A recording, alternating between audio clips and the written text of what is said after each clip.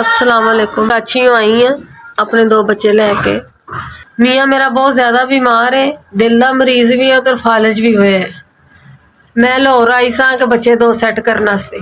छोटे छोटे मेरे बच्चे ने, मकान किराए ते लिया है। पहला भैन भरावां कोल रही हाँ, फिर बाद च मकान लिया किराए ते। एक दी 500 रुपया दिहाड़ी है तो एक दी 400 रुपया दे। लाहौर इस गल्लों आई सा कि साडा उत्थे कोई नहीं, खुदा ना खास्ता उन्होंने उत्थे कुछ हो जाए तो मैं की करांगी, ना अगे ना कोई पिछे। मैं अकेली औरत की करदी रवांगी। भैन भरा सारे पंजाब विच ने, उत्थे साडा कोई भी नहीं।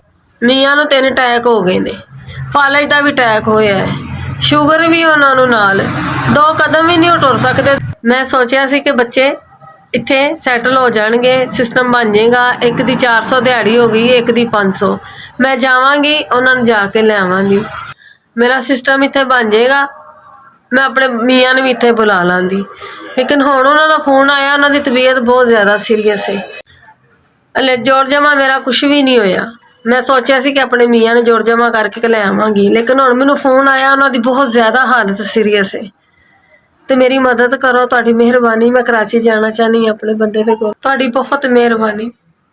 अल्लाह तुहानूं खुश रखे, अल्लाह पाक तुहानूं सेहत तंदुरुस्ती दे। जान दा किराया नहीं हैगा कि मैं जा सकां, तो मेरी मदद कर दिओ, तुहाडी बहुत बहुत मेहरबानी। मैं कराची जाना चाहनी हां।